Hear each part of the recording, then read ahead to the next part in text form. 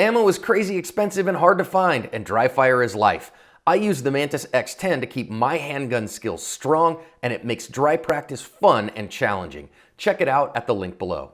Hello everyone, Brian Hill with the Complete Combatant. You're at Active Self-Protection Extra, and this is Mantis Dry Fire Mondays. Hopefully you're in the right spot and we can get some work done today. I wanted to talk to you guys about natural point of aim. It's something that I stress a lot. Coming from a precision background, it's very important with rifle shooting, but it's very important from any athletics event. Whether I'm doing martial arts or I'm shooting, our ability to align ourselves with what we're doing without actively aiming is an important process. I think it's one that's overlooked in firearms shooting, especially with the pistol, and probably because with good caution, because we don't want to do things with our eyes closed. We don't want to get in the habit of just pointing the gun. We don't want to be point shooters, but we want to use both systems. We want to use our sight and the sense of feeling of where we are in space to confirm each other. So we need to practice this. I originally saw these drills in, I guess in the 90s in Brian Eno's book, Practical Shooting Beyond Fundamentals. If you haven't read it, I highly recommend that you do, but if you don't have a Zen mindset, it may not appeal to you. It worked very well for me, but every time I read it, I get something new. And I think it's an important thing that a book keeps revealing itself as time goes on. So I try to hit it once a year and gain something from it. But this drill has always really stuck with me. And it's funny, my boxing coach had a drill like this, and my karate instructor had a drill like this, and my jiu-jitsu instructors had a drill like this. So when you see that, it tells you it's something really important. We always want to use vision to confirm, but not to guide if we can. So a lot of people try to guide their pistol in on the draw by seeing the sights down here and picking them up. And that's a cumbersome way to do something. So we want to bring the gun to where it should be, and then we confirm it's either time to shoot, or we simply correct what we see and then we shoot. We're going to shoot either way. And if we can get to a 90% possibility that every time we move our hands and we draw the gun, or we come from a compressed shooting position or from a low ready, that the gun is going to appear in front of the object, then we're going to have a lot more confidence to shoot well. You have to have a good stance, you have to have good posture, and you have to have good grip to do this well. And you have to be connected to that. Now, somebody always says, well, in a fight, you're not going to be able to do all these things. You're training to be better. So train to be better. Don't train to be inefficient, train to be efficient. In martial arts, we don't just let you kick and punch, because when people are kicking and punching you, your stance, your posture, your hands up, really it matters, and you can improve it during a fight.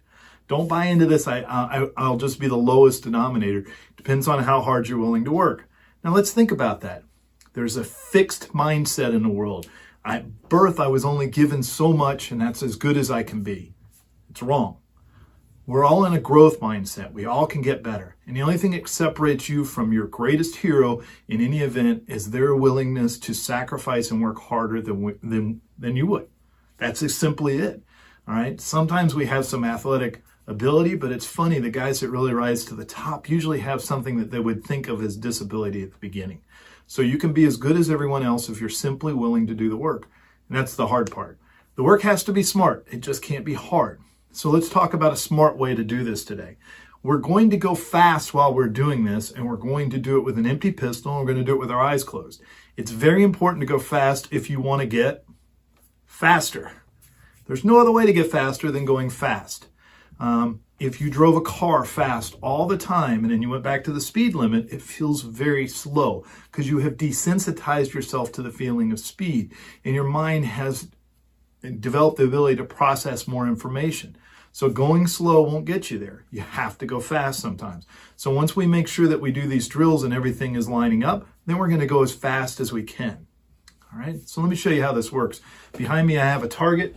It's got 3 circles on it like this, all this other stuff, but I'm going to be using one of these circles that's about right for my height. For me, I'm a pretty tall dude, so the 6th one's going to be about right for me. And what I'm going to do is I'm going to practice the positions, and I'll be drawing the gun with my eyes closed. Now, there's no way I can demonstrate that and the target at the same time, so now I'll be doing the target towards you so you can see. Let's check the firearm. Okay, physically and visually verify it. All right. You guys can help me out too. Looks good. Let's check the magazine. Got a dummy round in it, couple dummy rounds, so we're good to go. All right, so our first position that we want to start from is I'm going to pick a spot right here on my tripod. There's a screw down here, so I'm going to use that as my spot with you, but I'd be using one of the targets behind me. And what I'm going to do is I'm going to make everything as perfect as I can. I'm going to put the gun on the target, and I'm going to be touching the trigger. I'm not going to be pressing it, and I'm going to close my eyes.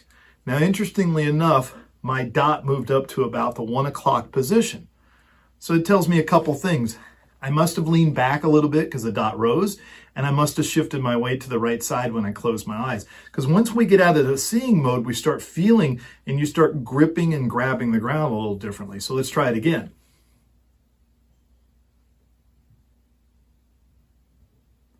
So that stayed very still. I really engaged my feet. I grabbed, I felt my weight evenly balanced through my body.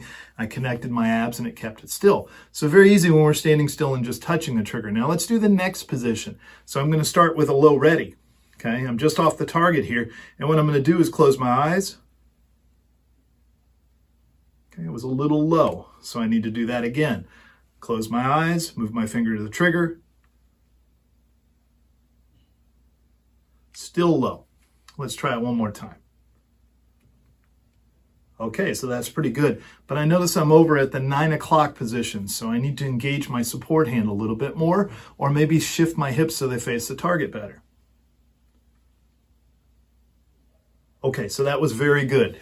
That correction fixed it for me from the low ready. So now I'm going to go from a compressed position here. So I'm in a compressed, some people call this a ready position, but if you're pointing a gun at somebody, it's not a ready position, shooting position.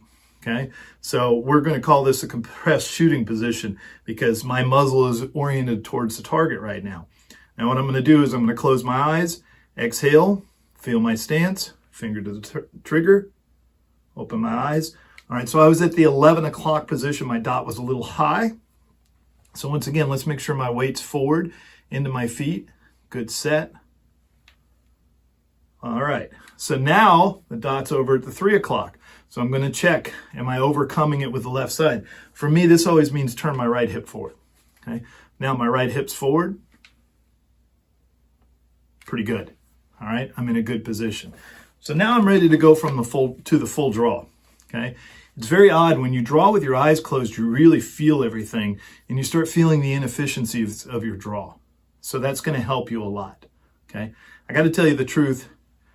On the range, a lot of people simply don't see when they're engaged in complex tasks. That doesn't mean that there's not stimulus coming into the eyes. They just don't record it, they don't process it, they don't see it. So one of the things that I constantly ask people, what did you see during this activity? And it's very interesting. Sometimes they didn't see anything at all. So I'm going to close my eyes here. Not too bad. The gun tended to be off to the side just a little bit. All right, so push the gun over here. So I'm just going to draw that again and see if I can do a little bit better. I'm going to make a pathway right to that screw head. And that was dead center. Okay. And that feeling of being off was what fixed it for me. Okay, and that's very good. Now I'm drawing to the center. So now I've got the feeling that I can do this with my eyes closed. What I'd simply do is set a part timer and do this quicker and quicker. So I'm going to have absolute confidence when I draw the gun or I do a compressed shooting position, I do a low ready, or I'm just aiming in, that my body is in alignment, that I can do this very quick. All right. And that speed will help me develop that natural point of aim. Okay. The faster you go, at some point, it's going to begin to break down. So let's do a really fast draw at the edge of my speed right now. So the gun was low, the optic was high. That means I pushed my back hand into it. Now, I've had to change guns yet again. My wife's getting ready for Scott Jelinski's instructor class, and the bolts sheared off her optics, so she's got my gun now, so I'm back on my SIGs. And it's funny, the grip angle is affecting me a little bit. I'm pushing down a little bit more like I would with the HK. I found it takes me about 10 to 20 hours to overcome that once I change back. So let's try it again. Speed. Okay, pretty good, but I still got that dip in the front. So let me imagine putting a little more pressure into my palm here, really getting a solid grip. And there we go. So that was pretty good that time. So I've made a real improvement in 3 draws. And it only happens when I go fast. to really push it. That one was wild. I could feel it was wild. I almost opened my eyes as soon as it got out there because I didn't have a smooth finish to it. So let's see if we can finish that up smoothly. And that's right where it should be. It's probably a 0.9 or a 1 draw. So I can get lower than that, but it's incredibly difficult. So develop this natural point of aim that you get yourself in a structure that supports mechanical alignment of the gun. You may not have that in a fight, but the more you practice it, the more it becomes part of what you're doing, and the better shooter you'll be. Don't just throw it away because you may not be able to do it right now in a fight. If you fight with somebody who's really a great kickboxer, boxer, jiu-jitsu player, they'll do, I've actually seen jiu-jitsu players roll with their eyes closed because of the connectivity and feeling of it. And I've seen guys that are so much better than you in striking that you can't even keep up with them. You can't see what's happening because they didn't say that things are the way they are. They said that I can get better and I can refine what I'm doing. And through hard work, I will become better at whatever skill I've chosen. You've chosen to be better with a gun. Let's get the practice in. Let's work for this. Let's improve ourselves. Remember, whatever you're doing, you need to measure it, you need to refine it, and you need to perform it under pressure. I'm Brian Hill with the Complete Combatant. This is Active Self-Protection Extra. Thanks for tuning in. I look forward to your feedback. Now remember, you guys have got to get to work and do a better job and try to build this natural point of aim. No excuses. Thank you so much.